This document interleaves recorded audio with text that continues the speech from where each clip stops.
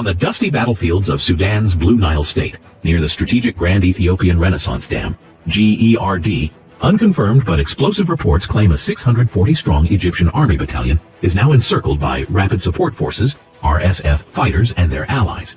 The very possibility of an entire Egyptian combat unit operating hundreds of miles inside sovereign Sudanese territory has blown the lid off Cairo's carefully crafted neutral mediator narrative. This is not an isolated incident. This battalion is the visible tip of a massive dark iceberg. It is living proof that Egypt is no longer a bystander in Sudan's civil war. It is a full-scale belligerent, waging a covert campaign to save በሩት ሀሪብ ብሬቶች ሲል የከፈተው ወታደራዊ ካምፕ ከባድ ጥቃት ተሰነዘረበት። በድሮንና በእግረኛ ሰራዊት በተከፈተው ጥቃት ሰልጣኝ ወታደሮች መበተናቸውም ተሰምቷል። መንግስት ጥቃቱን ለመከላከል በሚል የኦሮሚያ ሚሊሻን በመከላከያ ዩኒፎርም አዝምቶ እንደነበረም ታውቋል። ውጊያው ለ3 ቀናት የተካሄደ ነውም ተብሏል። ኢትዮ ፎረም ከታማኝ ምንጮቹ ባገኘው መረጃ ላይ ተመስርቶ አስቀድሞ የሰራው ዘገባና በኋላም እንደ ሮይተርስ ባሉ ዓለም አቀፍ የመገናኛ ብዙሃን በሳተላይት ማስረጃዎች ጭምር የተጋለጠው በቤንሻንጉል ጉሙዝ ክልል ሚንጊ ወረዳ የተከፈተው ወታደራዊ ካምፕ አነጋጋሪ ሆኖ መክረሙ አይዘነጋም። አሁን የተሰማው ዜና ደግሞ በዚህ በመሐመድ ቢን ዛይድ መመሪያና የገንዘብ ድጋፍ በተቋቋመው በኢትዮጵያ ሉዓላዊ ግዛት ውስጥ በሚገኘው ወታደራዊ ካምፕ ላይ ከሱዳን የገባ ኃይል ጥቃት መሰንዘሩንና ከባድ ጉዳት ማድረሱን የሚገልጽ ነው። ወታደራዊ ካምፑን ሕጂ እዚ ክልተ ሪፖርት ዝበክም ዘለኹ ብብዙሕ መንገዲ ኣገዳሲ ሓበሬታ ይወፅእ ስለ ዘሎ እዩ። መጀመርያ ኣብዘን ቀረባ ሰዓታት ወፂኡ ዘሎ ሪፖርት እንድሕሪና ካብ እትይልዎ ጥራይ ዘይኮነ ሓደ ናይ ብሉምበርግ ሪፖርት ከም ዘውፅኦ ቨሪ ኢንትረስቲንግ ሓበሬታ ማለት እዩ። እንታይ ዝብል ወፂኡ ለመስለኩም ሓደ ካብቲ ብብዙሕ እዋን እውን ንዘልዮ ንፅበዮ ዝነበርና ኢና ኤክስክሉሲቭ the Ethiopian army base covertly supporting Sudan's RSF እስትሪዎ ዘለኹም ኣብ ብሉምበርግ እውን ወፂኡ ነይሩ ማለት እዩ እቲ ኣርቲክል where was that source ግን ኣብ 2003 ስለ ዝወፀ እታ ናይ ብሉምበርግ ፔይድ ኣርቲክል ስለ ዝኾነት ክንረኽባ ይከኣልናን ግን ብዙሓት ኤርትራውያን ድማ ኣብ ዝተፈላለየ ቦታ የውፅዋ ኣለዉ። ከም ትሪእዎ ዘለኹም ኣብቲ ጀኖሳይድ ዝካየድ ዝነበረ ኢትዮጵያ ኣብኡ ኢዳ ሓዊሳ ከም ዝነበረት ነዳዓ መሰረዕ ዝኣክል ቤዝ ሂባ ትሕግዝ ከም ዘላ እዩ ዝንገር ዘሎ። ብሳተላይት ኢሜጅስ ድማ ኣብዚ ኣሶሳ ዝበሃል satellite imagery collected since December reveals a base at Asosa connected to UAE supply lines facilitating the rapid support forces. ስለዚህ ነዳዓ መሰረዕ በዚ መንገዲ እዚ ብኢማራት እናተደገፈት ኢትዮጵያ ኣብ ናታ ዓዲ ቤዝ ጌራትሎም ከም ዘላ እዚ ድማ ናይ ድሮን ቤዝ ከምኡ ድማ ናይ መዓለሚ ቤዝ ተገይሩ ከም ዘሎ ዝንገር ዘሎ። እዚ ድማ ኮንክሪት ጭቡጥ ዝኾነ ርጉእ ዝኾነ ጭብጢ እናሓዙ እዮም ዝቐርቡ ዘለዉ። ምክንያቱ you cannot argue against satellite images ነዚ ዝርአ ዘሎ ቦታታት ናይ ወርቂ መዕደኒ ዲኻ ክትብሎ ወላ ኣብኡ ካልእ ገብር ነይረ ክትብል ኣይትኽእልኒ ኢኻ። ምክንያቱ ንፁር ዝኾነ ስእልታት ሒዞም ስለ ዝማጎትካ ዘለዉ ነቲ ምንቅስቃሳት ድማ ንነዊሕ እዋን ርዮም ዘቕርብዎ እዩ። ስለዚ ኣብዪ ኣሕመድ ኣብቲ ኩናት ክሳዕ ክንደይ ኢዱ ኢትዩ ከም ዘሎ በቲ ሓደ ዝተረጋገፀ እናኾነ ይመፅእ ኣሎ። ሮይተርስ ኣውፂዎ ነይሩ፣ ሕጂ ድማ ብ2-3 ዓበይቲ ሚድያታት ወፂኡ ኣሎ። this is a very very important ወይ ከዓ ቦምብ ሼል ይብልዎ ኣብዪ ኣሕመድ ኣብ ኩናት ናይ ሱዳን ኢዱ ኢትዩ ኣሎ ዝብል ዝነበረ ዘረባ ቴዎሪ ዘይኮነ ተግባራዊ ኮይኑ ኣሎ። ኢማራት ብመንገዲ ኢትዮጵያ ጌራ ትሰርሖ ዘላ ዝበሃል ዘሎ ድማ ርጉፅ ኮይኑ ኣሎ። ኪኑ ዝወፀ ሳተላይት ኢሜጅስ እውን ኣብዚ ካብኡ ንላዕሊ ዝቐፀለ ምዃኑን ካልኦት ዝገልጽዎ ዘለውን ከረየኩም እየ። ስለዚ እንታይ ዝበሃል ዘሎ ሳተላይት images obtained from Analytica and obtained and analyzed by ማለት confirms what I reported months ago. The technical vehicles and containers thought to be sent to RSF in Sudan are actually being stockpiled at ADF base in Asosa, Benshangul region. ኩሎም እቶም ናብ ዳዕ መሰረዕ ዝኸዱ ኣፅዋር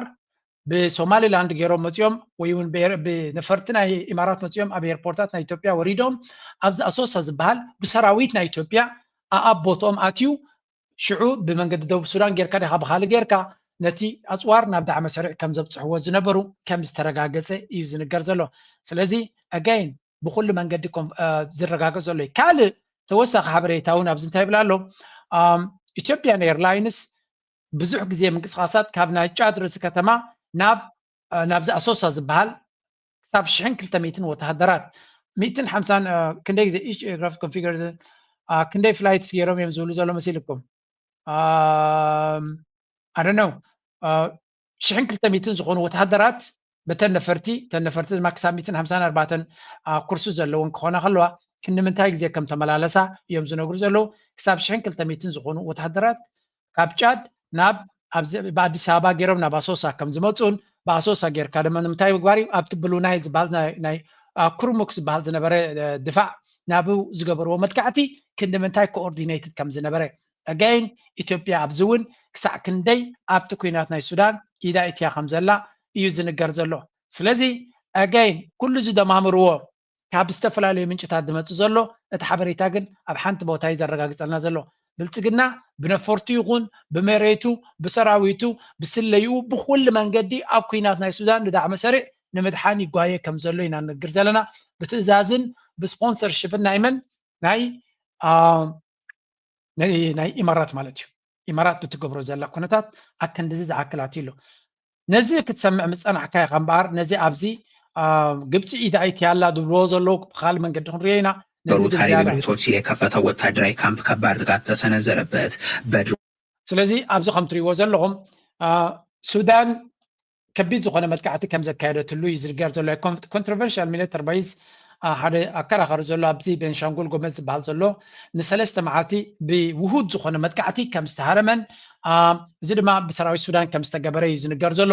ግን again ካልኦት ሓይልታት ኣብ ኩሉ ከም ዝኽእሉን ከም ዝብልዎ ዘለዉ እዚ ናይ ግብፂ ተሳትፎ ከም ዘሎ ዝብልዎ ዘለዎ እውን ገለ ነገር ክህልዎ ከም ዝኽእል እዩ The base was allegedly funded and directed by the UAE Arab Emirates እዚ base ተሃሪሙ ዘሎ ዝበሃል ዘሎ ናይ ኢማራት ከም ዝኾነ እዩ ዝንገር ዘሎ ብኩሉ መንገዲ ድማ ኣብዚ እዋን እዚ ዝተረጋገፀ ሓበሬታ እውን ክንብሎ ንኽእል ኢና እቲ ዳዕመ ሰሪዕ ኣብ ኩናት ናይ ሱዳን ዝገብሮ ዘሎ ኩልና ንፈልጦን ፅቡቅ ጌርና ንከታተሎ ዘለናን እዩ casualties and damages approximately ብገምጋም ከባቢ 500 ናይ ዳዕመ ሰሪዕ ምስ ዳዕመ ሰሪዕ ዝዋጉ ኢትዮጵያውያን ክኾኑ ይኽእሉ እዮም ኣብዚ ቦታ እዚ ዝነበሩ ከም ዝተሃሰዩን ከም ዝተጎዱን እዩ ዝንገር ዘሎ and the attack caused significant structural damage ነቲ ቤዝ ድማ ከቢድ ዝኾነ ሓደጋ ወሪድዎ ከም ዘሎን ይዝንገር ኣወልፂ እንታይ ኢሉ ነይሩ ኣብ ሓንቲ ቪድዮ ናቱ ሰራዊት ናይ ሱዳን መጥቃዕቲ ክገብር ከም ዝኽእል ሓደ ጀነራል ናይ ሱዳን ትእዛዝ ኢና ንፅበ ዘለና እምበር ናብ ኢትዮጵያ መጥቃዕቲ ክንገብር ምዃንና ዘይተርፍ ምዃኑ ነጊሩ ነይሩ ስለዚ again if you are trying to connect the dots ነቲ ነገራት connect ክትገብሮም ተጀሚርካ ዝበርሃልካ ነገር ኣሎ if I can find that video ናይ ኣወልፂት ክደልያ ክፍትነ ምክንያቱ he already suggested this እዚ ይግበር ከም ዘሎን ክግበር ከም ዝኽእልን ድሮ ገሊፅዎ ነይሩ እዩ እንሪኦ ዘለና ድማ ሕጂ እውን እንተኾነ እቲ ኩናት ክሳዕ ክንደይ ተሓላሊኹ ከም ዘሎ ዝገልጽ ሓበሬታ እዩ but this situation is very complicated ብብዙሕ ነገራት ብዙሓት ፋክተርስ ኣብ ውሽጡ ዘለዎ ብዙሕ ሓይሊ ዝሳተፎ ዘሎ ስለዝኾነ ንሓና ወልፅት ኣብ ካልእ ግዜ ኣብቲ ናቱ ከይድኩም ክትሰምዑ ትኽእሉ ኢኹም ንሱ እውን ኣብ ካልእ ግዜ ክንሪኦ ኢና ቀፂሉ እንታይ ይብላ ኣለብዚ deceptive tactics Ethiopian government allegedly attempted to hide Air's involvement by dressing Oromia militia in national army uniforms to defend the base ኣብዚ ቦታ እዚ ንምትላል እንታይ ጥቀም ነይራ ኢትዮጵያ ወይ ብልጽግና ዝብል ዘሎ ናይ ኦሮሞ ሰራዊት ናይ ብልጽግና ክዳን ከዲንዎም ማለት እዩ ተገብር ነይሩ allegedly attempted to dressing Oromo militia in national ናይ ኦሮሞ ሚሊሻ ኣምፅዩ ናይ ብልጽግና ናይ ሰራዊት ናይ ኢትዮጵያ ክዳን ከዲኑ ነቲ ቤዝ ትክከላኸለሉ ምክንያቱ ዝኣምኖም ንሱ ኦሮሞ ስለ ዝኾኑ በኣታቶም ገይሩ ክከላኸሎ ከም ዝፈተነን ናይ ኦሮሞ ሰራዊት ድማ ሓደ ካብቲ ዱል ሰራዊት ምዃኑ ዝንገር ምክንያቱ ሓደ ዓቢ ኬንያዊ ፖለቲከኛ ሶማላዊ መበቆል ዘለዎ ፍራሕ መዓልም ዝበሃል እንታይ ኢሉ ነይሩ ተጋሩ ኣውፂኻ ኣምሓሩ እውን እንድሕር ኣምፂኻ ኣሎ ኣውፂኻ ኣሎ ብኦሮሞ ዝምራሕ ሰራዊት ኣይኮነን ኤርትራ ክወርድ ኣዲስ ኣበባ ክከላኸል ኣይክእልኒ ኢልዎ ምክንያቱ ክሳብ ኣብዚ ቀረባ ዓመት ባርያ ኮይኑ ዝስምዖ ዝነበረ ናይ ኣእምሮ ግዝኣት ዘለዎ ክሳብ ዝቁርብ ዓመታት ከም ባርያ ዝጥቀምሉ ዝነበሩ ናይ ቤርያ ንባርነት ድማ ንዓመታት ኣብ ልዕሊኡ ዘንሰፋል ከም ባርያ ናይ ባርያ ተሓሳስባ ኣብ ርእሱ ዝነበረ ንዘበናት ሕጂ መራሒ ጌርካዮ ጀነራል ጌርካዮ ዓበይቲ ድፍዓት ከፍርሰልካ ማይንድሰት ናቱ ክቕየር ተኮይኑ ዓመታት ክወስደሉ እዩ ስለዚ ተጋሩ እንተኣትዮም ሞ ወይ እውን ኣምሓሩ ናይ ኩናት ተመክሮ ዘለዎም ንሶም ተጌርካ ኢኻ ምናልባት ናብ ኤርትራ ክኸይድ ኢልካ እውን ክትዛረብ ትኽእል እምበር ብናይ ኦሮሞ ጀነራል ውግእ መሪሕካ ንሸነ ክትስዕር ኣይትኽእልኒ ኢኻ ግደፍ ካብ ሓፂን ዝተርር ሰራዊት ናይ ኤርትራ ይኮነ ብምባል ገሊፅሎም ነይሩ ብዝኾነ ፈታውና ኤርትራ ስለ ዝኾኖም ክትብሎ ትኽእሉ ግን ካብ ከውንነት ዝረሓቐ ድማ ኣይኮነን so logistical hub satellite images and academic reports have Yale University in America suggests that Asosa Airport is being used as a vital supply and maintenance hub for RSF operations, allowing them to launch cross-border attacks to Sudan from Ethiopian soil. ስለዚህ እቲ ሳተላይት ኢሜጅስ ካብ ዓበይቲ ዩኒቨርሲታት ከም በዓል የል ዝወፁ ዘለዉ እንተሪእናዮም እዛ ኣሶሳ ዘሎ ኤርፖርት ምሉእ ኣገልግሎት ናቱ ነቲ ናይ ዳዕመ መስርዕ ስራሕ ከም ዝኾነን ካብኡ ተበጊሶም እውን ብድሮናት መጥቃዕቲ ይገብሩ ከም ዘለዉ እዩ ተረጋጊፁ ዘሎ እዚ ከዓ ብልፅግና ዝኾነ ይኹን መጥቃዕቲ ኣብ ልዕሊ እንተወረደ ዝድንግፀሉ ኣካል ክህሉ ይኮነን ምክንያቱ ኣገይን እዚ ሰብ እዚ ስርዓት እዚ ናይ ብሓቂ ኣብ ኩሉ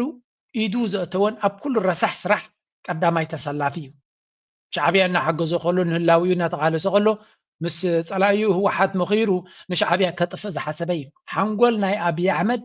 ናይ ብሓቂ ብተንኮልን ብክፋእን ዝመልአት እያ ትፀገም ግን ክትንኩል እውን ብልሒ የድልየካ እዩ እታ ብልሒ ግን የብሉን ኩሉ ተንኮል ዓይነት ክሓስብ ይኽእል ግን እቲ ብልሒ ናትካ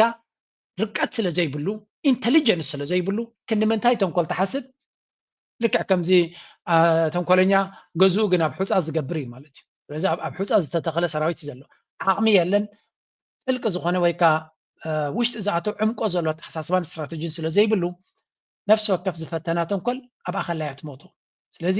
እቶም ምስ ዝመኽሩ ድማ ጽቡቕ ገይሮም ስለ ዝምዝምዝዎ ቤላ ገይሮም ኣብ መፃወድያ ቤላ ገይሮም እዮም ዝእትዎ that's why እዚ ብዚ ትሪእዎ ፅናዕኩም ግብፂ ምስ ሱዳን ኣትያላ ዝብልዎ ዘለዉ እዚ ሓቅነት ክህልዎ ከም ዝኽእል ርዱ እዩ ስለምንታይ ኢማራት ኣብ ከቢድ ዝኾነ ታኺላ ኣትያ ስለ ዘላ ግብፅን በዓላ ፀገም ኣለዋ ግን ወታደራት ናታ ግን ኣብ ኩናት የለውን ኣብ ልዕልያ ሚሳይላት ወርድ የለን ስለዚ ብቕልል ዝበለ ሎጂስቲካዊ ዓቕሚ ሰራዊት ሱዳን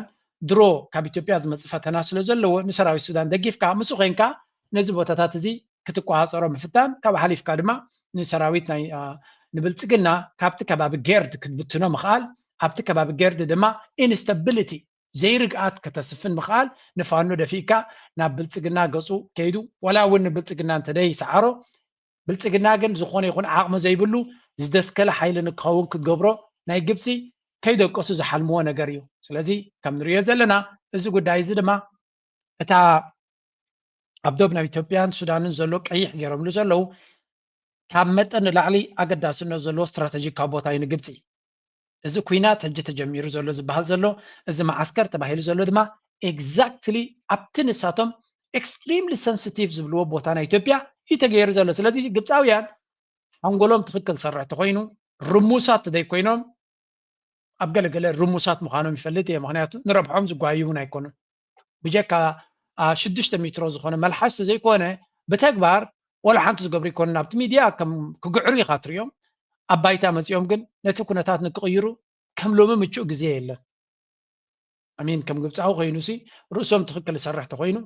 ርእሶም ክሰርሕ ምሁራት እንዮም ሊቃውንቲ እዮም ትብለና ሊቅነት ናትካ ኣብ ባይታ እንታይ ክትገብረሉ ትኽእል እዩ ንጎቦ ምሸትን መልሓስካ ገቲርካ ብጎረሮነት ሓኒቕና መባልቲ ወይስ ተረሚሱ ዘሎ ስርዓት ናይ ብልፅግና ስጉምቲ ወሲድካ መፍትሒ ትረክብ እዩ so what is their solution ንጎቦ ምሸትን ያ ሓቢብና ዶናልድ ትራምፕ በጃኻ ርድኣና ያ ሓግዘና ነበልካ ለንቀነ ናይ ግብፂ በራዒ ዓብዱልፋታሕ አልሲሲ ድፍንቕንቕ እናበለ ናብ ትራምፕ በጃኻ ገለ ግበረልና ዝብል መልእኽቲ ውፅኡ ነይሩ ዌይክ ኣፕ ማን ተንስስ ሽግርካ በዓልካ ፍታሕ ብልፅግና ክሳዕ ክንዶ ሓይሊ ዘለዎ ይኮነን ኤርትራ ከማን ክውረር እየ እናበለት ናቶ ናብ ዶናልድ ትራምፕ ወላ ናብ ኤውሮፓ ሕብረት ቴሌፎን ብማይክሮፎን ጌራ ተዛረበትን ካባኻ ድማ ትንእሰ ኤርትራ ኣብይ ኣሕመድ ንጎቦ ምሸትን ክወረድከ ይክብላ ከሎ ሰብኣይ ተኮይንካ ቅረብ እያ ኢላቶ ምግዓር ኣይኮነን ግበራ ተንከስ በል እንታይ ከም ንገብረካ ድማ ባዕልና ንፈልጥ ኢሎም እዚኣ ከማን ኣወል ኢልዎ ፕሬዚደንት ኢሳያስ ነዚ ጉኑፍ ሰብሲ ኣይምልሰሉን እየ ኢሉ ዓሻ ስለ ዝኾነ ንዓሻ መልሲ ኣብ ፅንፅዋይ ናይ ዓያሹ ኣይዕደምን ኢሉ ስለዚ እንታይ ማለት እዩ እቶም ግብፃውያን ናይ ብሓቂ ትፀገሞም ናይ መልሓስ ትፀገሞም ወይስ ናይ ባይታ ትፀገሞም ባይደ ወይ ግብፃውያን እንታይ ገብሩ እዮም ዝደልዩ ኣሜሪካ ከይትግዶም ኣይኮኑን ዝፈርሁ ግብፃውያን ካብኡ ዝሓለፈ ፍርሂ ዘሎ ኣሜሪካ ነቲ ትቦም ሓገዝ ጠጠው ከይተብሎ እዩ ተረዲሞ ኣሎ ግብፂ ማለት ኮምፕሊትሊ ብሓገዝ ዝነብር ሃገር እዩ ካብ IMF ሓገዝ ኣለዎ ካብ ኣሜሪካ ሓገዝ ኣለዎ ካብ ኤውሮጳዊ ሕብረት ሓገዝ ኣለዎ ካብ ቻይና ሓገዝ ኣለዎ ካብ ራሽያ ሓገዝ ኣለዎ ካብ ኢማራት ቢሊየንስ ኢንቨስትመንት ተባሂሉ ዝመጽእ ገንዘብ ኣሎ ካብ ስዑድያ ክመጽእ ይደሊ ካብ ቀጠር ክመጽእ ይደሊ ካብ ኩሉ ክመጽእ ስለ ዝደሊ ነዞም ኩሎም ጎይቶት ክሕጉስ እዩ ዘለዎ ሽግርናቱ ድማ ካብ ኢትዮጵያ ብልጽግና ይዝመጽእ ብልጽግና ድማ ረጤት ናይ ኣሜሪካ ክልቲኦም ኣፍሪካ ናይቲ ረጤት እዮም ዝራኸብኮ ግብፅን ኢትዮጵያን ንሓድሕዶም ይበኣሱ ኣብታ እንዳ ረጤት ናይ IMF ወርልድ ባንክ ኢማራት ቻይና ኤውሮፒያን ዩኒዮን ዋሽንግተን ኣብ ኩሉ ናይ መለመኒ ቦታ ክልቲኦም ኣውለው ማዕረዮም ከዓ ስለዚ እንዳስዋይ ስጉምቲ ክወስዱ ዘይክእሉ ኣቢዶም ስለ ዘይኮነ እዚ ጉዳይ እዚ ድማ ንሓድሕዶም ክካሰሱ ልክዕ ከምዚኦም ክልተ ክለባት ምሽ ኣለው ከም ሕሱም ዝግዕሩ ሽዑ ማዕፆ ክፍት ምስ ኣበልካሎም ኢሎም ትንድብሉ ኣሎ ቪድዮታት ሪኢኹም ኣለኹም ከምኡ ዓይነት ባህሪ ኢኻ ትሪኢ ኣሎም ብከዝ ናይ ግድን ሽግሮም ክፈትሑ ዝኽእሉ ኣብ ጣውላ ክፈትሕዎ ከም ዘይክእሉ ዓለም ምሉእ ረብሪባትሎም እያ so Egypt if they really care about the situation this is their thing their time I think ነቲ ኩነታት ተጠቂሞም መፍትሒ ክገብሩሉ ድዮም ኣይገብሩሎም ነዚ ጉዳይ እዚ ሕጂ ንዓታቶም ዝምልከት ነጥቢ መፅኢ ከም ዘሎ ይዝንገር ምክንያቱ ከባቢና ኣብ ኣዝዩ ሴንሲቲቭ ዝኾነ ደረጃ ስለ ዘለና ኣብ ከቢድ ዝኾነ መድረክ ስለ ዘሎ ሱዳን ናይ ህላዊ ሕቶኦም ናይ ግድን ክንገብሮ ኣለና ብዝብል መንገዲ ክንቀሳቀሱ ኢና ንሪኦም ዘለና እዚ ከዓ ሕጂስ ኣሽሓት ህዝብና ቀተለ እኳ ፀሎት ዝገብር ዘሎ ትሪእዎ ኣለኹም ኣነስ እንታይ ከም ንገብር እኮ ጠፊእና እቲ ኣምላኽ ተበጃኻ ነዚኦም መታለልቲ ኢለ ኣለና ኣነሲ ሕማቅ ትገብርቲ ኮይንካ ፀሎት ምግባር ኣይትገድፎን why do you have to be so fake እዚ እጂ ትሪእዎ ዘለዎም ኣብ ኣልፋሸር ጥራይ ለልሚ ትሽሕ ሰብ ቀቲሉ ኣሎ ዝበሃል ዘሎ እዩ ብሕማቅ መንገዲ ብጣዕሚ ናይ ደመሰሪ መራሒ ማለት እዩ ኣብዚ ድማ ፀሎት ናገበረ ይዝረአ ዘሎ መስኪና ኣነስ ኣምላኽ የደንግፀኒ ነዚኦም ኩሎም ከማናራየ ሱቕ ኢሉ ክኸይድ ትግደድ ኣሎ ኣነ በዛ ነብሰይ ይብለኩም ኣለኹ ሓደ ነገር ሕማቅ ክገብር ከለኹ ንኣምላኽ ሓግዘና ይብሎኒ I know for a fact ኣምላኽ ንሕማቅ ከም ዘይሕግዘኒ ተዋሓደ እቲ ሕማቅ ገብሮ እንተለኹ ኣምላኽ ዘይፈትወቶ ኮይኑ ስቕ ኢለ ባዕለ እየ ዝገብሮ ክገብሮ እንድሕር ኮይነ ማለት እዩ እምበር ሰብ እናጨፍጨፍካ ንኣምላኽ ትፅልየሉ እንታይ ምኽንብል ኢና ሓደ ግዜ ብግብርና መንግስቲ ሰማይ ዲና ናቱ ገሃር ነብሳት ኣይንፈልጥን ኢና ግን ኣነ ይብል ኣብቲ ገሃር ነብሳት ምስ በዓል እዚኦም ክንራኸብ እንተኮይንና ብኸምኡ እዩ ሓደ ከምኡ ኢለ ዝዋዘ መንግስቲ ሰማይ ዲኻ ኣብቲ ገሃር ነብሳት ኣምላኽ እዩ ዝፈልጦ ግን ብርግፅ ኣብቲ ገሃር ነብሳት ዝኣቱ ገለ ሰባት ኣብኡ ከማን ክንረኽቦም እንድሕር ኮይንና እዚ ክንጣፍእ ኣለና ኣብኣ ከይና ኣቱ ኢለ ዝመክር ንሰብ ግን ዝኾነ ናይ ኣምላኽ ስብከት ገብረልኩም ኣይደልን እየ it's just sometimes ክፈርድ እውን ዓቕሚ የብለይ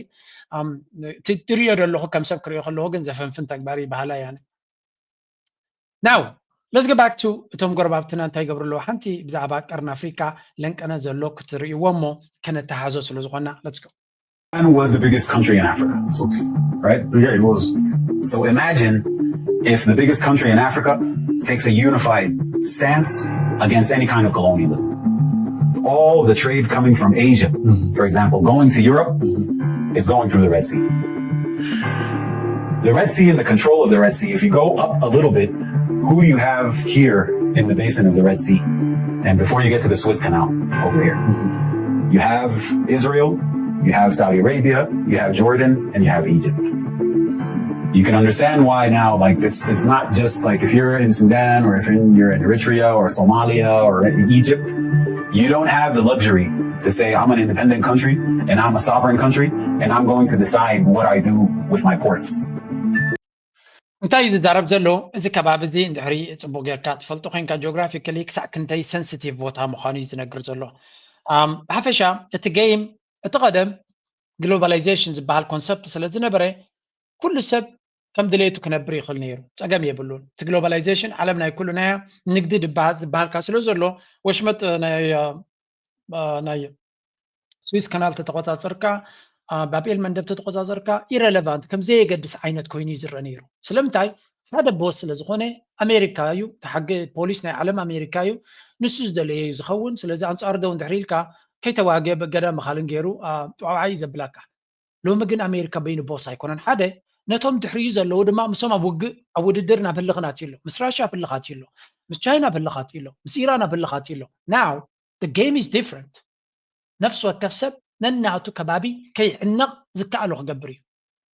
እንተኽኢሉ ኣብቲ ቦታ ጠጠው ክብል ክፍትን እዩ እንተደይከኣለ ድማ ነቶም ዝቆፃፀርዎ ምስኣቶም ዝምድና ክህሉ ኣለዎ ወይ እውን ገለ ከይገብርዎ ሓይሊ ኣንፃሮም ክገብር ክኽእል ኣለዎ ስለዚ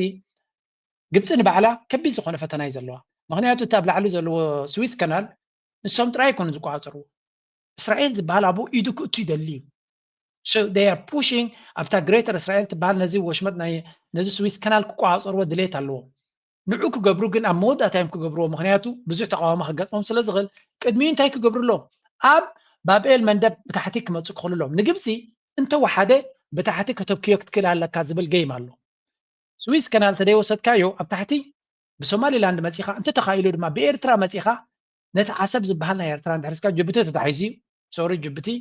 ኣሜሪካን ቻይና ናትዮም መስሎ ዘለዎ ካልእ ክትገብሮ ትኽእል ነገር የለን ኤርትራን ሶማሊላንድ ግን ኣለዋ ስለዚ ኣብቲ ሶማሊላንድ መፂኦሞ ዝነበሩ ስለምንታይ ምዃኑ መገንዛብ የድሊ ኣብ ልዕሊኡ ድማ ብየመን ገይሮም ናብቲ ቦታት ክመፁ ክንምንታይ ፈቲኖም ነይሮም እውን ሪኢኹም ኢኹም እታ ናይ የመን ጉዳይ ድማ ይሰለጠትን ስለዚ ናይ የመን ጉዳይ ስለዘይሰለጠት ስዑድያ ካብ ድቃሳ ተበራቢራ ነቲ ናይ የመን ጉዳይ ንኢማራት ከም ድሌቱ ክገብር ስለዘየፍቀደትሉ ሑቲ ድማ ሓይሊ ይወፅእ ስለ ዘሎ ነቲ ተሪፉ ዘሎ ሓይሊ ኣከብል ክእል እዩ ባይ ዘ ወይ ናተይ ግምት ዘሎ ኢማራት ዝበሃል ሃገር ንሑቲ ምስ ዲል ክገብር ከም ዝኽእል እውን ገምጋም ኣለና ምናልባት ንገሊኹም እዚ ከመይ ገይሩ ክኸውን ይኽእል ክትብሉ ንትኽእሉ ኢኹም no it is actually possible ስለምንታይ ቅድሚ ሕጂ ገይሮሞ ነይሮም እዮም if I have to show you this map እዚ ቀርኒ ኣፍሪካ ምዃኑ ድሕሪ ትፈልጡ ኮይንኩም ኢማራት ሎሚ ዝያዳ ብመን ንህረም ኣሎ እንድሕሪ ኢልኩምኒ ብኢራን ክትብሉን ኢኹም ቅድሚ እዚ ኩናት ምጅማሩ ግን ኢራን እቲ ዝዓበየ ፋይናንሻል ሃብ ናቶም ዱባይ ነይሩ ኢራን ተቐንዲ ፀላኢቶም ከም ዝኾነት ንኣሜሪካ እናኣመኑ ከለዉ ምስ እስራኤል ብቐረባ እናሰርሑ ከለዉ እስራኤል ድማ ቁፅሪ ሓደ ፀላኢና ኢራን እናበሉ ከለዉ ኢማራት ግን ምስ ኢራን ብቐረባ እዮም ሰርሑ ነይሮም ዶናልድ ትራምፕ ከይተረድኦ ባንኪ ናይ ኢራን እኮ ኣብ ዱባይ ነይሩ ኢሉ ስለዚ እንታይ ነው ማለት እዩ ምስ ሑቲ እውን ክሰርሑ ጀሚሮም ነይሮም እዮም ንሑቲ እገዳ ከቢድዎ ስለዝነበረ መዋፅኦ ክንገብረልካ ኢና ኣድቫንቴጅ ገለ ፍጠረልና ብምባል ኣብ ትጥቃ ሑቲ ተፀጊዖም ብክሳብ ደሴታት ሓኒሽ በፂሖም ከም ዝነበሩ ይዝንገር ሕጂ ሓንቲ ሪፖርት እዚኣ ወፅያ ዘላ ምስ ሰማዓካ መሊስካ እቲ ኩነታት ክሳዕ ክንደይ ክሕይል ከም ዝኽእል ምግንዛብ ከደሊ እዩ ሓንቲ ሪፖርት ሓደ ፀብፃብ ሕጂ ርእዮ ዝነበርኩ ካብ ሓደ ዶክተር ሳም ዮሱፍ ዝበሃል ፒኤችዲ ወፅዩ ዝነበረ እዩ ሓደ ናይ ፍሬንች ጋዜጣ ለሞንድ ዝበሃል እንታይ ዝብል ኣውፅኡ ነይሩ ይብለኩም ኣሎ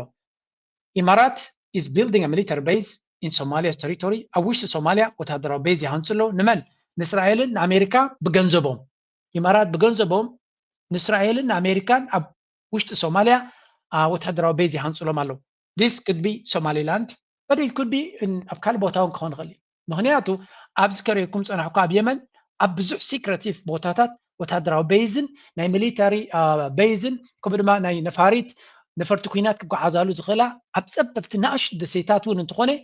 ኢማራት ንእስራኤል ሰሪሓትላ ከም ዝነበረት ይዝንገር ስለዚ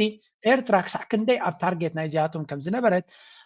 ድጊምና ደጋጊምና ንዛረቦ ዘለና ጉዳይ እዩ ሕጂ እቲ ዘረባ ዝደቀሰ ከይመስለኩም ብልፅግና ዝብሎ ዘሎ ስምዑ strategic challenges it has faced in the region. Recent global and regional geopolitical and security challenges, coupled with Ethiopia's demographic pressure that entails economic and political instability, necessitate Ethiopia to quest for sovereign access to the Red Sea. In the absence of a direct access to the Red Sea, Ethiopia has not only lost out on vital economic opportunities, but also diminished its role in regional matters, so much so that affected the geopolitical balance of power in the Red Sea region. Ethiopia's historical legacy and strategic importance in the Red Sea maritime security makes any consideration for reinforcing its coastal access beneficial to the collective interest of ከም ትሪእዎ ዘለኹም እንታይ እዮም ዝብሉ ዘሎ ኣብዚ ኮንፈረንስ እዚ እቲ ናይ ኔቪ ቺፍ ኢሎም ነቲ ሓይሊ ባሕርናቶም ሓላፊ ኢሎሞ ዘለው እዩ ብዘይከኣል ዓለም ብዘይ ስክፍታ ኢትዮጵያ ልኡላዊ ኣፍ ደገ ባሕሪ እያ ትደሊ ዘላ እዩ ዝብል ዘሎ ብሕፅር ዝበለ እዚ ማለት ድማ ኢትዮጵያ ዓባይ ሃገር እያ ካብቲ ናይ ሬድ ሲ ፎሩም ዝበሃል ዘሎ ስለምንታይ ኣውፂኹምና ንሕና ኣብ ቀይሕ ባሕሪ ከባቢ ከለና ኣብቲ ናይ ቀይሕ ባሕሪ ናይ ሬድ ሲ ሴኪሪቲ ፎሩም ክንኣቱ ዘይምኽኣልና ኣብቲ ሴኪሪቲ ናይ ቀይሕ ባሕሪ ኣባልነት ክህልወና ዘይምኽኣሉ ናበለ ምኒን እንዲ ዝብል ኣብ ፍርቂ ቀፂሉ ኢትዮጵያ ብሰንኪ እዚ ዘለዋ ምክንያታት ቅርበት ናብ ቀይሕ ባሕሪ ብዙሕ ህዝቢ ታሪኻዊ ዶ ብላብላ ክብል ፀኒሑ ኢትዮጵያ ትደልዮ ዘላ ናታ ልኡላዊ ኣፍ ደገ ባሕሪ እያ ትደሊ ዘላ እዩ ዝብል ዘሎ እዚ ማለት ድማ እቲ ብብዙሕ መንገዲ ዝብልዎ ዘለዉ ናይ ኣፍ ደገ ባሕሪ ብዲፕሎማስያውን ብሰላማውን ብገለመለን ዝብልዎ ክኸውን ዘይክእል እዩ ልኡላዊ ኣፍ ደገ ባሕሪ ክበካ ዝኽእል ሓይሊ የለን እዚ ማለት እቲ ናቶም ኣጀንዳ እዚ ኮንፈረንስ ዝገብርዎ ዘለዉ نتي نابقى بحري نخمصوز دليوز اللو حيلتات أبزون كزاربنا تصنعي لولاونتنا هجرات دفيركا أنتر لولاونتنا هجرات كيتكا بحيلي ناتكا ربحك توحس مفتاني إذا أنا جر زياك محجة فتينا كم زنبرت إمارات نزخد قبر فتينا كم زنبرتن كم زي سلطان كلتنا جر كريكم مجمريا إذا سمعوا أمو ذا فيديو إذا سمعوا تملحس ناي هاجورو زي جبر يبلون يرم بتوزواري ناي هاجورو يجبرن هاجورو نبر أمان يتأجعن من باروجن لومي وتسيتون هو حجزكي إسياس منيون مفلات هد إلكم نبقد مشوعات عامتات ملس إلكم مساي حسبو نيمارات كنت حاسباتو زنبرت معسكرا بعسب تتصنح حجي انتاي مخونات ملو أرحيقو أمات مرحق اللو كان كلو كمزيو لك حوابوي أبزن استوعل إمباس إسرائيل لاب كيني أب كربا معالتا بزوتو مقلتي سمعكم مطغونيهم. I think that we needed to realize that South Africa and Ethiopia and Sudan and Nigeria, let me just name a couple of big countries to be inclusive. These are not countries that do everything that we want them to do. أبكرنا أفريقيا دلوا صومال جنوب السودان كينيا يوغندا إثيوبيا تغي سومالتيو ناي إيران ناي ميسايل متكعتات كوردن كم زخلا تنكيو إنه لكم بلو هجرن نمتتتاو ناي رجع حيلتا تحليفا نزهبا واقع خفلا اللوا إذا رساخي إلى تساقم بنبي إسياس ستمرح سلاماويت هاجر إيرترا أبزرزر حدقا يلان. There is no role for Iran in this region. Eritrea is not for sale. Eritrea is not for sale. Not for Iran, not for Israel, not for the United States, for nobody. إذا عشل قدامي مينستر بچرچارو شيطو وازلو إثيوبيا دما حنت خبتن أب تارجيت زلو إبلالو إمباس إسرائيل بزع على بيلكم نابزي بعل نصر رئيس غنى مرح هاجري دما تملسو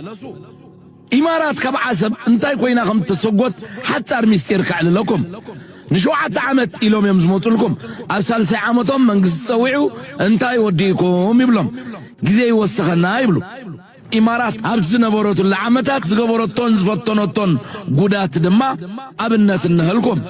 يا أبنت رمضان خونن كله تمرن كالز باللعنة قراتن نام مساجد كتزور مفتن دحرزي يتوع عمو انت ياكم تقبر لهم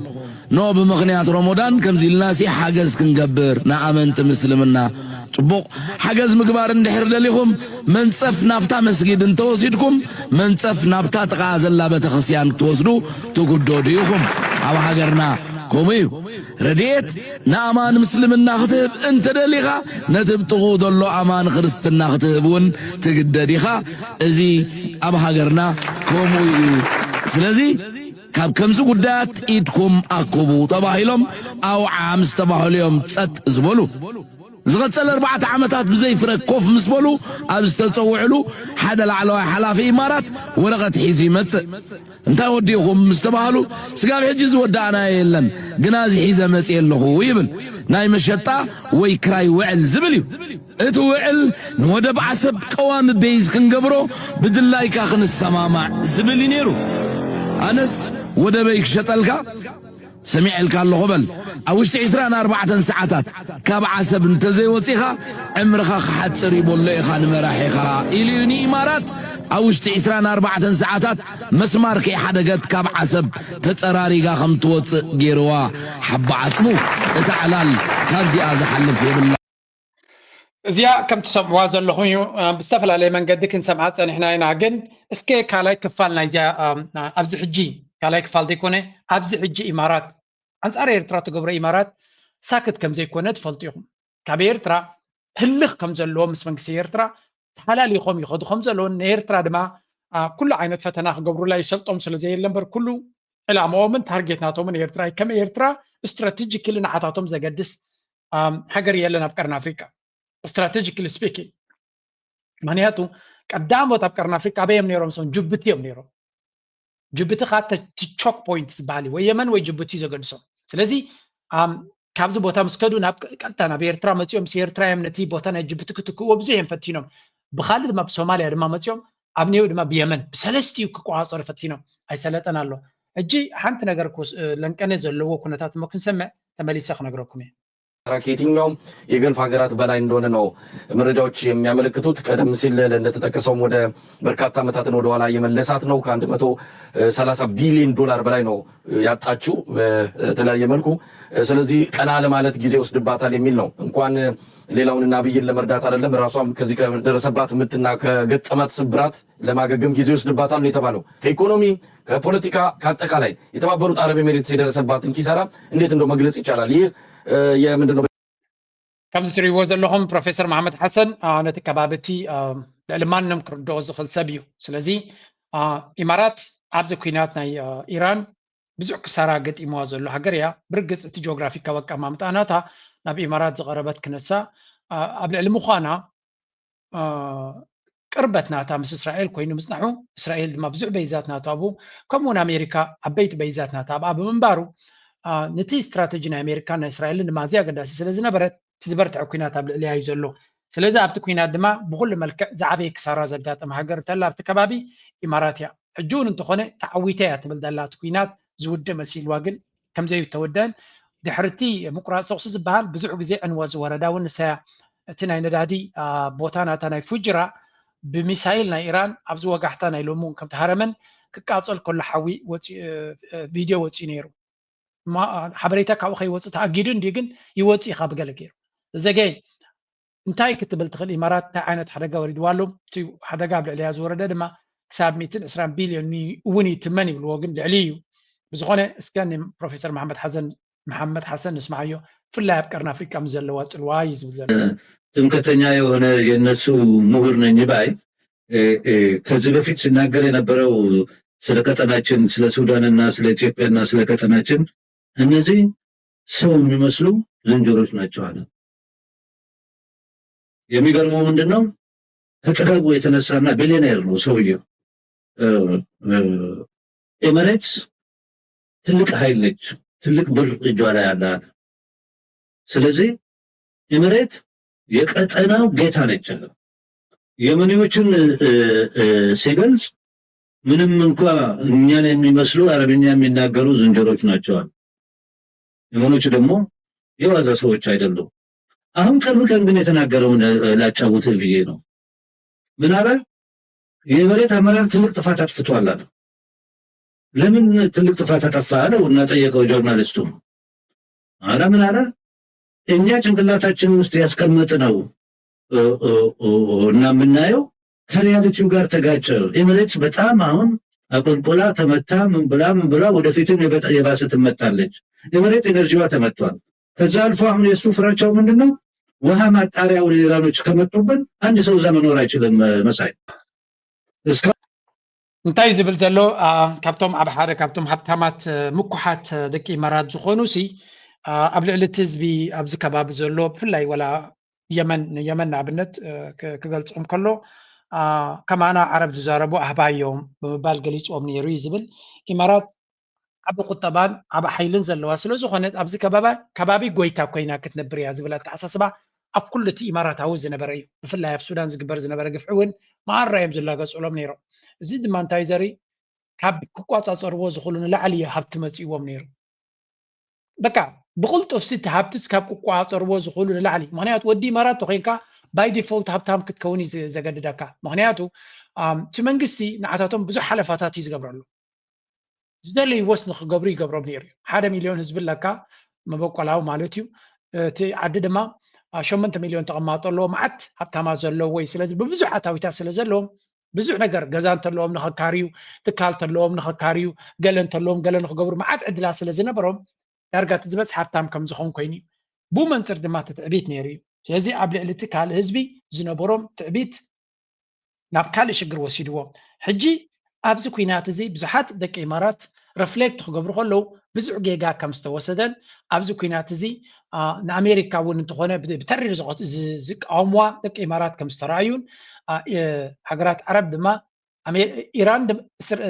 ኢማራት ትኸዶ ዝነበረት መንገዲ ድማ ክሳዕ ክንደይ ሓደገኛ መንባሮን ክሳዕ ክንደይ ነዚ ሕጂ ዝወረዳ ሽግር ድማ ድንጋፀ ከም ዝሰኣነትሉን ኩሉ ሰብ ንጥፍኣታ ከም ዝምህለል ዘሎን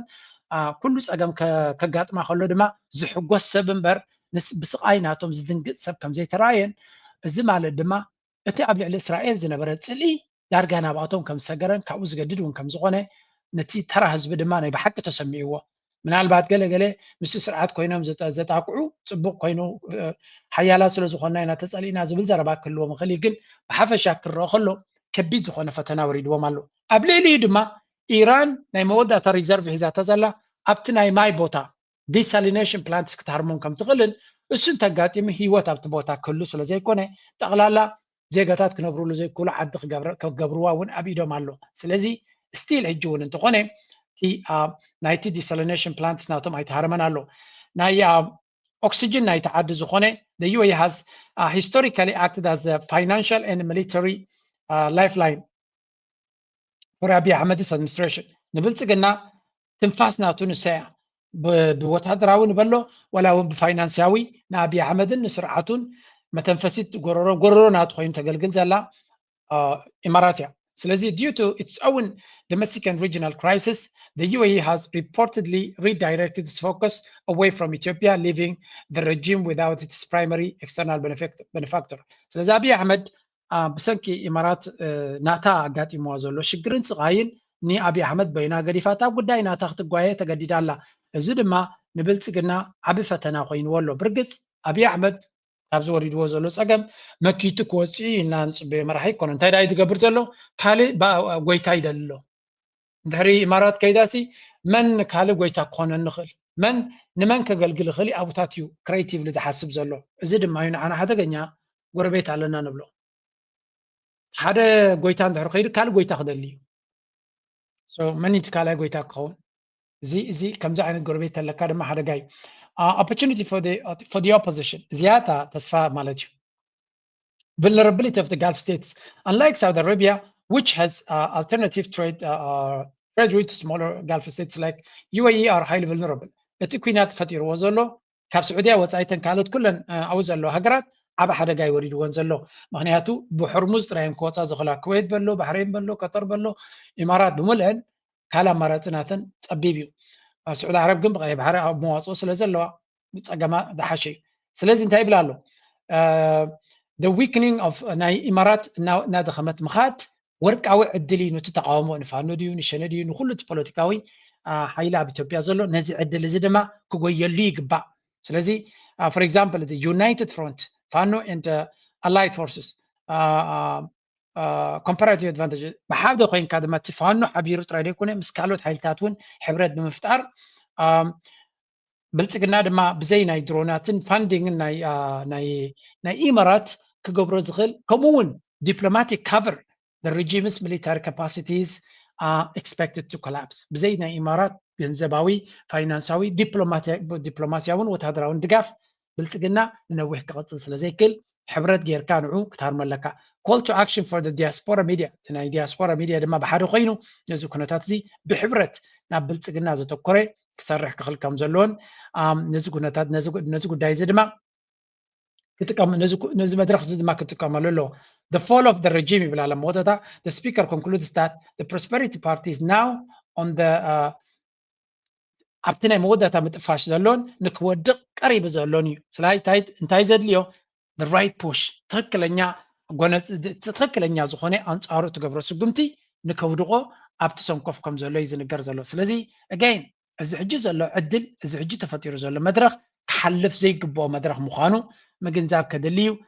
ሱዳን ግብፂ ብዓብዮም ረብሓ ዘለዎም ኣብ ውሽጢ ኢትዮጵያ ኣቲኻ ክትሪኦ ከለካ ድማ ፋኖ ብተደጋጋሚ ዓወታት ናቱ እናሰፍሐ ዝኸይድ ዘሎ ኣብዚ እውን ከስማዓኩም እየ ነዚ ዕድል እዚ ክሕልፎ ከም ዘይብሉ እዩ ዝንገር ዘሎ ያገዛዙ ጦር ወደ ደጋዳሞት ፈረሴት ከተማ እየገባ እየተደመሰሰ የወጣ መሆኑና በደጋዳሞት በተፈጸመው የማጥቃት እንቅስቃሴ የፋኖ ኃይሎች በከተማዋ የነበረውን አዲስ ሁለት ከም ትሪእዎ ዘለኹም እቲ ናይ ፋኖ ገስጋስ ብወታደራዊ ዓይኒ ይኹን ብካልእ ነዚ ሕጂ ዘሎ መድረኽ ንክጥቀምሉ ኣብ ምቅድዳም ከም ዘለውን they really understand እቲ change ናበይ ገፁ ይኸይድ ኣሎ እዛ ዕድል እዚኣ ድማ ብፍፁም ክትሓልፍ ከም ዘይብላ ዝጎዩ ዘለዉ ኢና ንርኢ ዘለና I hope they can take advantage of it and ቀፃሊ ዓወታት ናቶም ድማ እዩ ዝንገር ዘሎ ሓደ ኣብዚ እጂ ከማን ከም ትሪእዎ ዘለኹም እንታይ እዮም ዝብሉ ዘለዉ ኣብ ጎጃም ጥራይ ማለት እዩ ሓድሽ ስርሒት መንበሩ ጎይታየ ካምፔይን ዝበልዎ ማለት እዩ ፋኖ ፎርስስ ናቶም ሽም ጠቂሶም ማለት እዩ ክሳብ ኦቨር 165 ኪልድ ናይ ብልፅግና ሰራዊት ማለት እዩ ክሳብ 167 ሰባት ከም ዝተቆተሉን እዚ ከዓ ተስዓ ስሩዕ ወታደራት ማለት እዩ 22 ፓራ ኮማንዶስ ከምኡ ድማ 55 ሚሊሻ ማለት እዩ A colonel and several officers were reportedly among the casualties. ሓደ ኮሎኔል ከም ዝተቀትለ እውን ይንገራሉ እዚ ካንታዩ እዚ ኣብ ጎጃም ኣብ ጎንደር ተኸይድካ ድማ conflict government force attempt 5 prolonged attempted F5 ነቲ ፋኖ ንኸብዎ ብዙሕ ፈቲኖም ግን ኣይሰለጠን ፋኖ claims to have counter encircled ተገምፂሉ ንሱ ክኽርድኖም ከም ዝኻለን 4 ወታደራት ከም ዝቀተለን 30 ከም ዘቁሰለን 21 ከም ዝሓዘን እዩ ዝንገር ዘሎ ብርግፅ ፋኖ ምንቅስቃስ ኣብ ሽዋ እንተኾነ ከምኡ ምስ 25 ከም ዝቀተለ እዩ ዝነግር ዘሎ ኣብ ወሎ ልዕሊ 70 ወታደራት ከም ዝቀተለ ይንገር ኣሎ ስለዚ ኣብ 4 ግንባራት ማለት እዩ ወሎ ሽዋ ጎጃም ጎንደር ናበለ ማለት እዩ ናይ ኣምሓራ በብወገኑ ዝገብሮ ዘሎ ምንቅስቃስ እዮም ዝነግሩ ዘሎ ስኻ እንታይ ዘርእየካ ዘሎ ፋኖ እናዓበየ እናሰፍሐ እናበርትዐ እናሓየለ ይኸይድ ከም ዘሎን እቲ ጉዳይ ድማ ኣብዚ መድረክ እዚ ቅድድም እዩ ነዚ ዕድል እዚ መን ዝያዳ ቀዲሙ ይጥቀመሉ መን ዝያዳ ይረብሓሉ መን ዓብይ ወፅ ኣብዚ ኣገዳሲ ክኸውን ብልፅግና ብዙሓት ፀላእቲ ኣብ ዘለውሉ ግዜ ነቲ መድረክ ቀልጢፉ ክጥቀመሉ ዝኻለ ንሱ ዕውት ኮይኑ ይወፅእ እሱይቲ ጌም ክኸውን ዝኽእል ማለት እዩ እዚ ከምዚ ኢሉ እናሃለዎ ከሎ ናይ ትግራይ ፖለቲካ ድማ ፍሉይ መልክዕ ሒዙ ኣሎ ብፍላይ እቲ ኣብይ ኣሕመድ ከመይ ገይሩ በዚ መን ኢኻ ትብሎ ታደሰ ወረደ ገይሩ ክፃወተሎም ይፍትን ከም ዘሎን ተጋሩ ድማ ክንምንታይ በቲ ጉዳይ እቲ ተቆጢዖም ከም ዘለዎ ኣብዚ ስምዑ ስማዕቲ ኣናውንስ ገቡ እዮም ኣኼባ ዘለው እዞም ዓበይቲ ወለፍቶም ሰራዊት ዘለው ኣብ ናይ ሕወሓት ዝረኳ ሕወሓት እዩ ግን ኣብ ሰራዊት ዘለው ይፍለጥ እዮም እቶም ሰባት ንሱ ማሳጅ እናገበረ ግዛም እናገበረ ከስልፎም ዝከኣል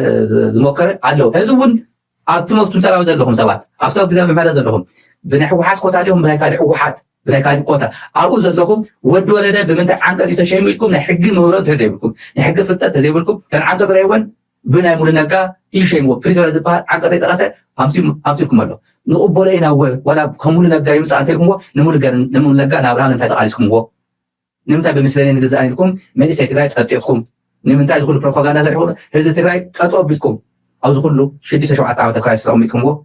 ከዛ ረኸሉ ኢና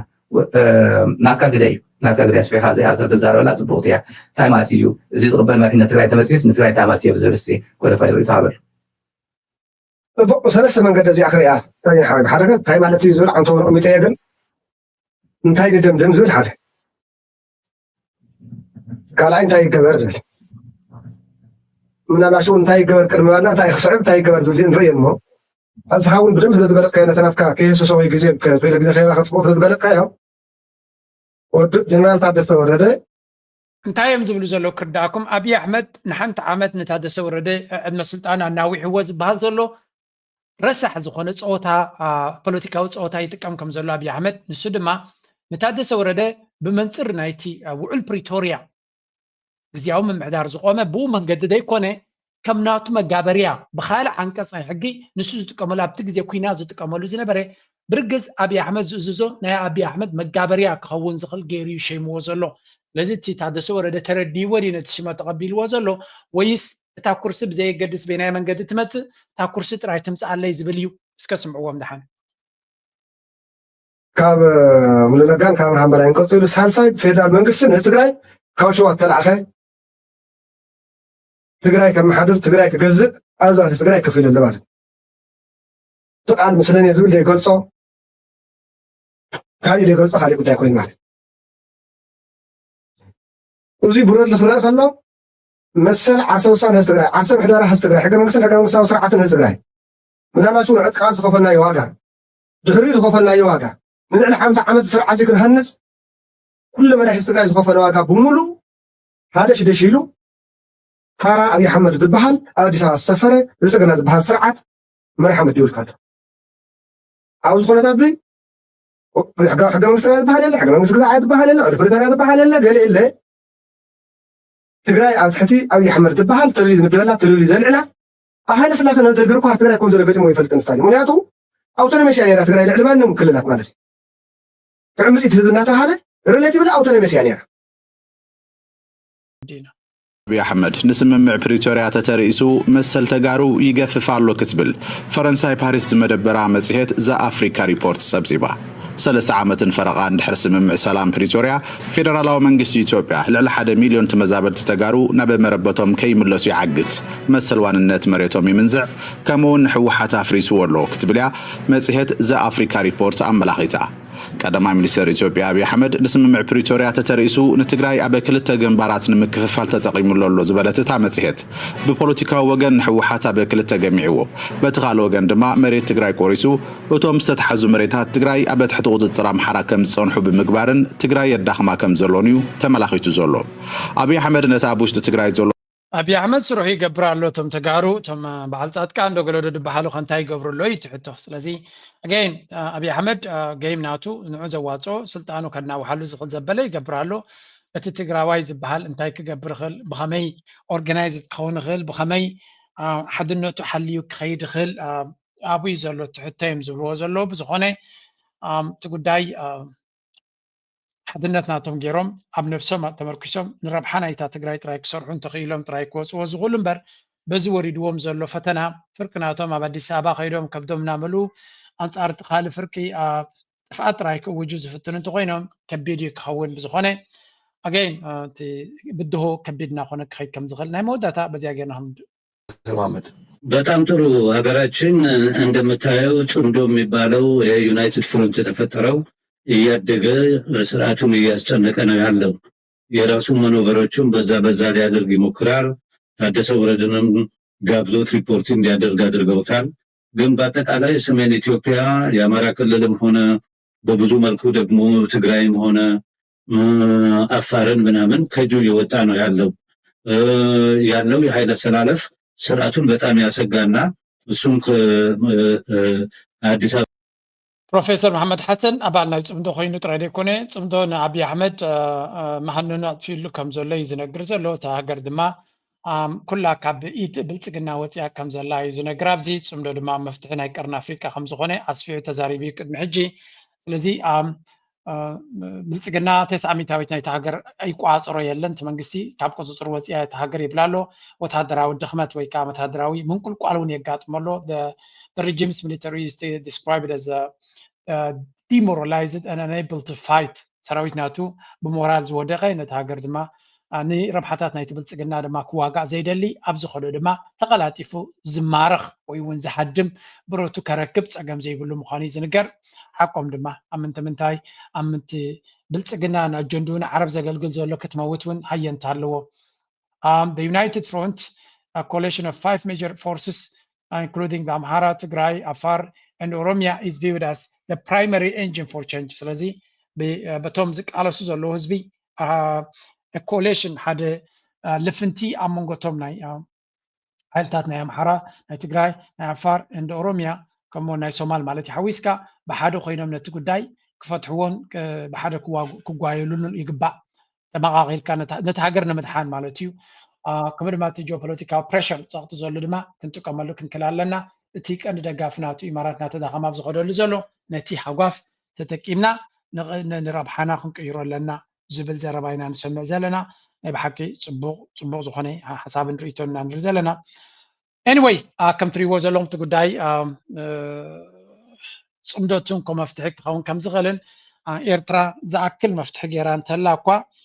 እቲ ጉዳይ ግን far from over ተወዲኡ ወይ እውን መፍትሒ ረኺቡ ወይ እውን ትሽግርና ዘላቐ መፍትሒ ረኺቡ ኢልና ክንዛረበሉ ንኽእል ነገር የብልናን ናብ ፅቡቅ ዜና ክንሰግር ኣብ መላእ ዓለም እትርከቡ ኣፍቀርቲ ኩዕሶ እግሪ ኤርትራ ንምሳኹም ዘለኹ ናዋምታት ሰሜ ኣባል ሃገራት ጋንታ ኩዕሶ እግሪ ኤርትራ ካብ ዝቐመናይ ውድድር ጓዚምና ብሰላም ናብ ዓድና ተመሊስና ኣለና ሕጂ ድማ ከምስዕለባና ኣብ ትሬን ንርከባ ኣለና ስለኩሉ ደገፍኩም ዝሃብኩና ሞራል ቅድሚ እነዚኣሞ ክወዳልኩም ሰላም ኣብ ሓደ ካብቶም ንፉዓት ተፃወቲ ናይ ኤርትራ እዩ ዝትሪእዎ ዘለኹም ተፃወታይ ናሆም ይበሃል ናይ ክለብ ደንደን ሚኒስትር ኦፍ ዲፈንስ ማለት እዩ ናሽናል ቲም ካብቶም ኣገዳ ናሆም ታደሰይ ከለ ካብቶም ንፍዓት ተፃወቲ ናይ ትግራዊት ክለብ እዩ ካብ ውሽጢ ኤርትራ ካብዚ ፀወታታት ተመሊሱ ንኤርትራ ምሳተወ ዝገበሮ ቪድዮ ኢና ንርኢ ዘለና ብሓቂ ደስ ዘብል እዩ እዚ እውን እቲ ዘሎ ሞመንትም ናይ ትግራዊት ጋንታ ብዝተፈላለየ መንገዲ ብሶሻል ሚድያ ጌርካ እውን መቕፃሉ ኣገዳሲ እዩ ዝኸውን ነቲ ዘሎ ሞመንትም ክንዕቅቦ ኣለና ካልእ ሓንቲ ዝሰገርኩልኩም ኣንትቦ ኣምባሳደር ናይ ስዑድያ ኣብ ኤርትራ ምስ ሚኒስትሪ ጉዳያት ወፃኢ ናይ ኤርትራ ኣቶ ዑስማን ሳልሕ ከም ዝተራኸበን they reviewed ኣብ መንጎ ክልቲኦም ዘሎ ናይ ረብሓ ናይ ክልቲኡ ሽርክነታት ከም ዝተዛተዩሉን ብርግፅ ስዑድያ ምስ ሕጂ ዘሎ ኩነታት እቲ ኣብዚ እዋን እዚ ኣብዚ ኣዋርሕ እዚ ሓደ ኣገዳሲ ልኡኽ ናብ ኤርትራ ክመፅእ ምዃኑ ብመንገዲ ፕሬዚደንት ኢሳያስ ተነጊሩ ነይሩ ግን እቲ ዘሎ ኩነታት ካልእ ስለ ዝኾነ ወልሲ እንታይ ክኸውን ከም ዝኽእል ዲፕሎማስያዊ ርክብ ተኻይዱ ከም ዝነበረ ኢና ንርኢ ዘለና ካብኡ ቀፂልና ዝካየድ ዘሎ እውን ክንርኢ ሓደ ካብቶም ንኤርትራ ዓብይ ፖቴንሻል ኣለዎ ዝበሃል ዘሎ ተፃዋታይ እዚ ተፃዋታይ ዩኤል ሕላፉ ዝተባሃለ ወዲ 17 ዓመት ኣብ ናይ ማንቸስተር ዩናይትድ ኣካደሚ ዝነበረ ሕጂ ድማ ብቅዓት ስለ ዘለዎ ቀልጢፎም ናብ ላዕሊ ዝወስድዎ ዘለዉ ተፃዋታይ ሓደ ዓብይ ፕሮስፔክት ዘለዎን ሓደ ዓብይ መፃኢ ዘለዎን ሃገራዊት ጋንታና ድማ ዓብይ እጃም ከበርክት ዝኽእል ተፃዋታይ ምዃኑ ኣብ ምክልኻል ዘሎ ተፃዋታይ ምዃኑ እዩ ዝንገር ኣብ ምክልኻል እዩ ዝፃወት ስለዚ ሓደ ኣገዳሲ ኣዲሽን ተወሳኺ ናብታ ክለብ ክኸውን ከም ዝኽእልን ካልእ እውን ሕልፍ ክብል ከለኹ ርአዮ ዝነበርኩ ተፃዋታይ ናይ ሃምበርግ ዝኾነ ግላትሰል ሮበርት ግላትሰል ዝበሃል እውን ናብቲ ሃገራዊት ጋንታ ንክስለፍ ሕራይ ኢሉ ዝብል ፅሑፍ ርአ ነይረ ኣብ ካልእ ግዜ ድማ ብዝሰፍሐ መንገዲ ከነምፃልኩም ክንፍትን ኢና ስለዚ እሱ እውን ሓደ ኣገዳሲ ኣዲሽን ክኸውን ዝኽእል እዩ ነቲ ሃገራዊት ጋንታ ብዙሓት ካልኦት ታለንትስ እውን ናብቲ ክለብ ክፅምበሩ ከም ዝኽእሉ ኢና ንርኢ ዘለና ጎኒ ጎኒ እቲ ንገብሮ ዘለና ካብ ብሽክሌታ እውን ዝወፃና ከይመስለኩም ለንቀነ ሓንቲ ኣገዳሲ ዓወት ኣጋጢማ ኣላ ኣብዚኣ ከም ትሪእዋ ዘለኹም ኣብዚ ውድድር ዝካየድ ዝነበረ ናትናኤል መበል ሳልሳይ ደረጃ ሒዙ ከም ዝዛዘመን ኣብ ፖዲዮም ክድይብ ከም ዝኽኣለን ናይ ብሓቂ ደስ ዘብል ውፅኢት ንናትናኤል ማለት እዩ ለንቀነ ኣብ ሓያሎ ተፃዋታታት ፅቡቅ ዝኾነ ፀወታ የርኢ ነይሩ ኣብታ ፖዲዮም ክድይብ ዕድል ኣይረኸበን ነይሩ መስለኒ ሕጂ ግን ነታ ዝነበረቶ ፅምኣት ኣርብዩ መበል ሳልሳይ ኮይኑ ተዓዊቱ ኣሎ ኣገዳሲ ናይ ዩሲኣይ ፀወታ ስለ ዝነበረ ድማ ንዕዑ ይኹን ነታ ክለብ እውን ኣገዳሲ እዩ ስለዚ ካብ ብሽክሌታታትን ዓወታት ይመፀና ኣሎ እዩ ናይ ብሓቂ ሓያሎ ተፃወቲ ናይ ኤርትራ እውን ናብ ካልኦት ክለባት ይፅምበሩ ከም ዘለው ናይ ብሽክሌታ ተፃወቲ ማለት እዩ ከምታት ሓደ ተፃዋታይ እውን ናብ ክለብ ናይ ቻይና ከም ናይ ምስግጋር ዕድል ከም ዝረኸበ ተፃዋታይ ናይ ኣስቤኮ ዝነበረ ገለ ዝብል ፀብፃብ እውን ፅሑፍ እውን ርአ ነይረ እዚ እውን ተስፋ ዝህብ እዩ ከም ትሪእዎ ዘለኹም እዚ ናትናኤል ኣብ መበል ሳልሳይ ኮይኑ ዛዚምዎ እዚ እውን ዓብ ዓወት እዩ ክንሕጎሰሉን ክንኮርዐሉን ዘለና ዓወት እዩ እንኳ ሓጎሰካ ክንብሎ ንደሊ ኣብ ሓደ ዓወት ስለ ዝረኸብና ነቲ ካልእ ክንርስዖ ኣለና ማለት ኣይኮነን ኣሌክሳንደር ይስቅ እውን ናብ ፀወታ ይምለስ ከም ዘሎን እዞም ጎረቤትና እውን ፅብቕቲ ደርፊ ኣውፂኦምሉ መስለኒ ከም ኢሎም ከዝሮ ኣሌክስ ይስቅ ትብል ናብ ፀወታ ክምለስ ምዃኑን ሓደ ካብቶም ዓብይ ኣምባሳደር ናይ ኩዕሶ ወላ እኳ ሃገራዊት ጋንታ ስዊድን ኣብ ዋንጫ ዓለም ሓሊፋ ከም ዘላ ወደይ ነጊሩ ነይሩ ኣነ እኳ ይተኸታተልክዎን ግን ኣብ ዋንጫ ዓለም እውን ክንሪኦ ኢና ኣሌክሳንደር ይስቅ ስለዚ ኣገይን እዚ እውን ሓደ ካብቲ ደስ ዘብል እዩ ብርግፅ ስዊድናዊ ንሃገራዊት ጋንታ ስዊድን እዩ ዝውክል ግን ዊ ኦል ነው ስንስድሩን ክሳብ ክንደይ ኩርዓት ኤርትራውያን ምዃኖም ስለዚ ንዓና ዓብይ ኩርዓት ስለ ዝኾነ ወላ ንሃገራዊት ጋንታ ስዊድን ዝውክል ይኹን ፀገም የብልናን ነቲ ሃገራዊት ጋንታ ሞራል ዝህባን ቴክኒካዊ ድጋፍ ዝግባ ዝኽእል ሰብ ምዃኑ ግን ክንርስዕ የብልናን and it's beautiful ብኩሉ መንገዲ ዜና ፅቡቅ ዜናታት ብዙሕ እዩ ዘሎ ንሕና ድማ ንኩሉ እቲ ዘሎ ዜናታት ናባኻትኩም ከነምፅኦ ክንፍትን ኢና ከም ወትሩ ላይክ ምግባር ስፖርት ምግባር ንዓታቶም ይኹን ንዓና ነቶም ተፃወቲ ናትና ድማ ኣብ ዘለዎ ብኩሉ ዝከኣለኩም ክድግፍዎም ፈትኑ ኣብ ኢንስታግራም ድዩ ኣብ ፌስቡክ ድዩ ዘለዎም ኣካውንት ንኩሎም እቶም ተፃወትና ብዝከኣለና ሞራሎም ሓፍ ከም ዝብል ነቲ ሃገራዊት ጋንታ ይድግፉ ኣባላት ናይቲ ሃገራዊት ጋንታ ኮይኖም ምህላዎም ጥራይ ዘይኮነስ ዋላ ብሕጂ እውን ዝኮኑ ከነተባብዖም ክንክእል ኣለና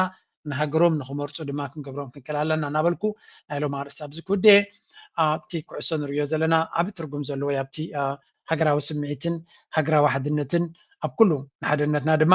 መጀመርያ بتقلل زبالة عرسنا تمزانات كردوم زغل بسبورت جينا كان سرص الله على ندحريت شعب بوليتيكا كردوم يخل نالو معرس سابز كودي لايك مقبار شير مقبار يتوقع من حسابكم قرف نابلكو مزات امت درفي ني علو سليمان زقبروا كود